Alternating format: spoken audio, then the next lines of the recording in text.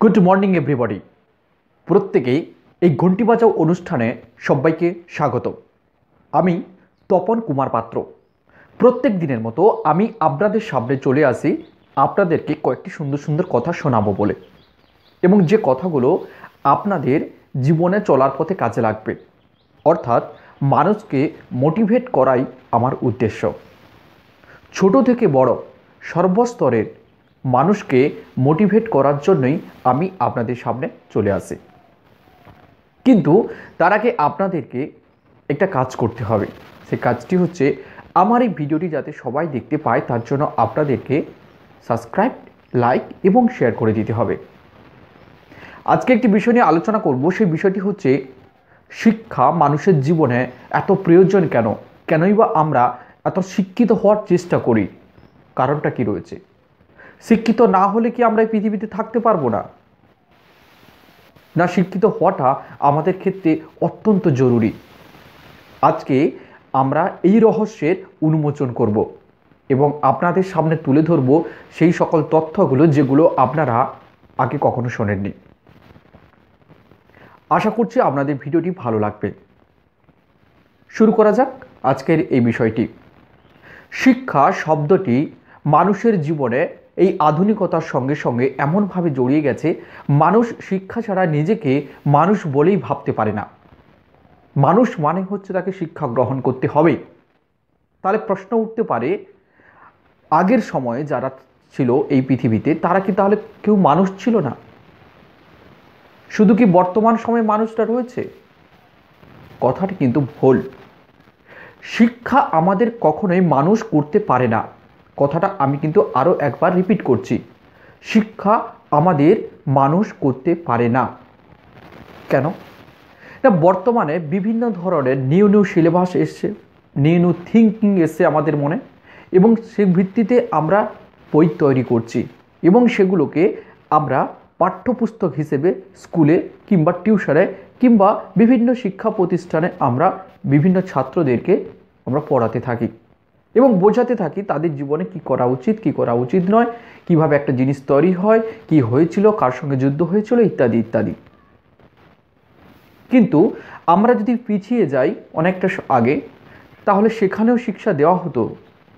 সেই শিক্ষাটি দেওয়া হতো ধর্মের উপর ভিত্তি করে। তাহলে একটা সময় ছিল ধর্মের উপর ভিত্তি করে শিক্ষা দেওয়া হতো, আর একটা সময় এসছে সেই ধর্ম, ইতিহাস, যুদ্ধ, গবেষণা এগুলো সমষ্টি নিয়ে একটা শিক্ষা প্রদান করা হচ্ছে। তাহলে সময়ের সঙ্গে সঙ্গে শিক্ষা তার রূপটা ক্রমশ পাল্টাচ্ছে, তার চরিত্রটা পাল্টাচ্ছে, ভবিষ্যতেও পাল্টাতে পারে। তাহলে আমরা মানুষ কাকে বলবো, শিক্ষিত কাকে বলবো, শিক্ষা কাকে বলবো, এগুলো কিন্তু ক্লিয়ার হওয়া উচিত। কারণ গত সময়ে যারা ছিল তারা কিন্তু সবাই মানুষ ছিল, এখনও যারা আছে তারা মানুষ আছে। তাহলে শিক্ষাটা নেব কেন? প্রশ্নটা ছিল ওটাই। আচ্ছা, শিক্ষাটা নেব কেন? অ্যাকচুয়ালি এটা আমি এবারে আপনাদের সামনে খণ্ডন করছি।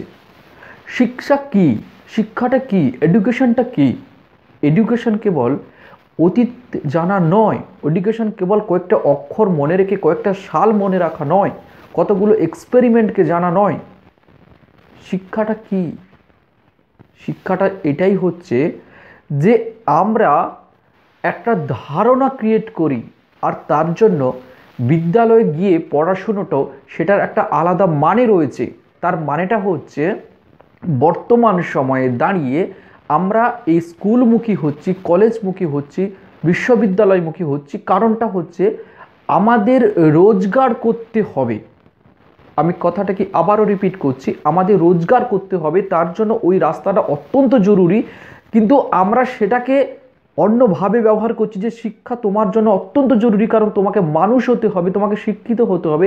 এর পেছনের ডেফিনেশনটা রয়েছে তোমাকে অনেক বড় বড় জায়গায় পৌঁছতে হবে এবং অনেক মানি ইনকাম করতে হবে, তোমার কাছে একটা বড় বাড়ির প্রয়োজন রয়েছে, তোমার কাছে একটা গাড়ি প্রয়োজন রয়েছে। এগুলোই হচ্ছে শিক্ষার ডেফিনেশন। তার জন্য আমি বললাম যে শিক্ষাটা কতটা জরুরি রয়েছে। না, সবাইকে শিক্ষিত হওয়াটা কি সত্যি জরুরি রয়েছে? শিক্ষিত হতে গেলে বিদ্যালয়ে পা রাখতেই হবে এমনটা কিন্তু কোনো জায়গায় বলা নেই।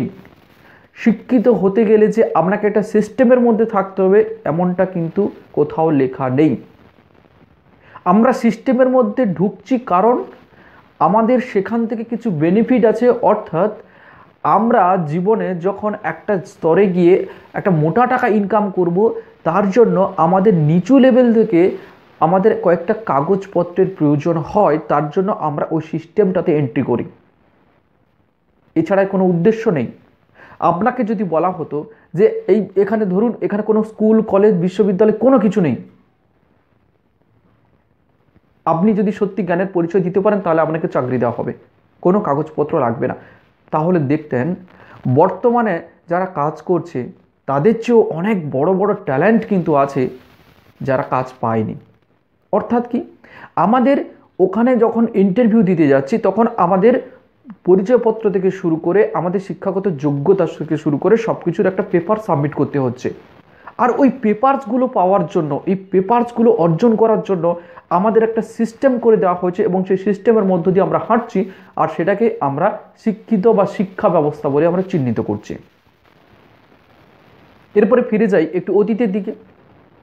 অতীতে শিক্ষাটা ব্যবস্থা ছিল কিন্তু এতটা ছিল না, তাই বলে কি সবাই অশিক্ষিত ছিল? না।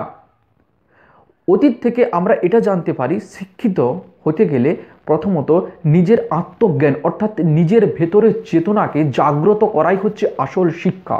আমি ওই শিক্ষাটার কথা বলতে চাইছিলাম এতক্ষণ ধরে। আপনার নিজের ভেতরে যে চেতনাটা আছে সেটাকে জাগ্রত করাই হচ্ছে শ্রেষ্ঠ শিক্ষা। আর এই কাজগুলো হতো যখন আদি যুগে মানুষরা যখন কোনো বিদ্যালয়ের সংস্পর্শ পেত না বা সম্ভব ছিল না, তখন তারা নিজেদেরকে খুঁজতে চেয়েছিল এবং অনেকে সফলও হয়েছিল, আর ওটাই হচ্ছে সর্বশ্রেষ্ঠ শিক্ষা। অর্থাৎ আমি যে শিক্ষার কথা বলতে চাইছি সেটি হচ্ছে আপনি বাস্তবে দাঁড়িয়ে বাস্তবকে অনুধাবন করে বাস্তবকে পরীক্ষা নিরীক্ষা করে আপনি যেটা অর্জন করতে পারবেন এবং অর্জন করার পর আবার অন্যের সুফলের জন্য সেটাকে রিটার্ন করতে পারবেন, সেটাই হচ্ছে আসল শিক্ষা। তাই পুঁথি পড়লে তাকে শিক্ষিত বলা হবে, আমি এরকম মতের সঙ্গে সম্পূর্ণ পার্থক্য মত পোষণ করি। পুঁথি না পড়েও অনেকে অনেকভাবে জীবনে হাসিল হয়েছে, অনেকে অনেক বড় সাফল্য পেয়েছে। তাই নিজের চেতনা যতক্ষণ না স্বয়ংক্রিয়ভাবে পরিস্ফুটিত হচ্ছে, যতক্ষণ না নিজের চেতনাটি সুন্দরভাবে গড়ে উঠছে, ততক্ষণ পর্যন্ত কোনো মানুষ যতই ডিগ্রিধারী হোক না কেন সে কখনো শিক্ষিত হতে পারে না। দেখবেন অনেকের কাছে অনেক বড় বড় ডিগ্রি রয়েছে, অনেক বড় বড় মেডেল রয়েছে, অনেক বড় বড় কৃতিত্বে স্বাক্ষর রেখেছে, কিন্তু বাস্তব জগতে যখন তাকে নিয়ে আসা হচ্ছে তখন কিন্তু সে ওখানে অক্ষম হয়ে যাচ্ছে। অর্থাৎ সে যে শিক্ষিত বলে দাবি করছে বা তার যে সফলতাটা কেবলমাত্র পুঁথিকেন্দ্রিক সফলতা, কোন বইয়ের কোন পাতাতে কোন পৃষ্ঠায় কী লেখা আছে হয়তো বলে দিতে পারবে, কিন্তু একটা জটিল সমস্যা যদি তার সামনে চলে আসে তাহলে সে সেখানে হতভম্ব হয়ে পড়বে, তার হাত পা কাঁপতে শুরু করবে, তার শরীর ভিজতে শুরু করবে ঘামের টেনশনে। অর্থাৎ সে সত্যিকারে ক্যাপেবল নয়। তার কাছে শিক্ষা মানে হচ্ছে কয়েকটা পুঁথিকে মুখস্থ করা এবং তার বেশিসে জীবনটাকে চালানো, ওটাই হচ্ছে তাদের কাছে শিক্ষা। কিন্তু আমার ব্যক্তিগতভাবে আমি ওই শিক্ষাটাকে অতটা গুরুত্ব দিই না যতটা গুরুত্ব দিই বাস্তবে দাঁড়িয়ে যে মানুষটা লড়াই করে সমস্যার সমাধান করে এবং বাস্তবে দাঁড়িয়ে যে জ্ঞানটা অর্জন করে এবং সেই জ্ঞানটা সবার মধ্যে সমবন্টন করে দেয়, কিভাবে মানুষকে ট্যাকেল করতে হবে, পরিস্থিতিকে ট্যাকেল করতে হবে, ওটাই হচ্ছে শিক্ষা। তাই শিক্ষা দু ধরনের হতে পারে, কেউ পুঁথিগতটা ভাবতে পারে, কেউ বাস্তব ভাবতে পারে, এটা যে যার মতো করে নেবেন। তবে আমি আমার বক্তব্যের মাধ্যমে এইটুকু বলতে পারি, শিক্ষা মিনস অর্থাৎ এডুকেশনস মিনস এটাই যেটা আপনাকে হাতে নাতে কিছু শেখায়।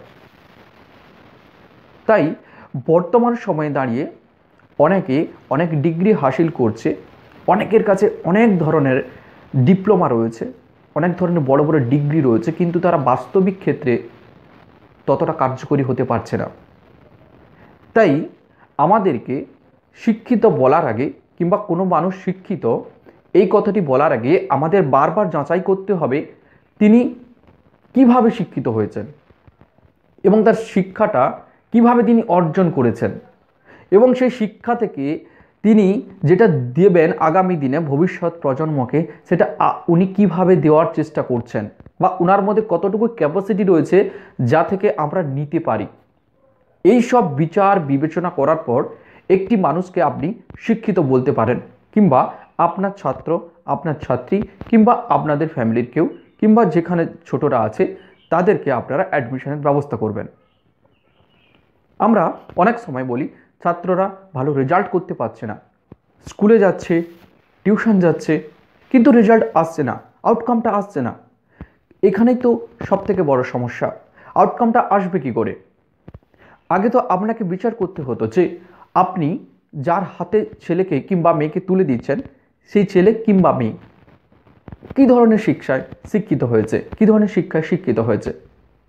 উনার কাছে কেবল পুঁথিগত বিদ্যা ছাড়া আর কি কি বিদ্যা রয়েছে, নাকি কয়েকটি পুঁথির কয়েকটা লাইন উনি সুন্দরভাবে মুখস্থ করেছেন এবং সেটা তিনি বারবার আউড়ে যাচ্ছেন।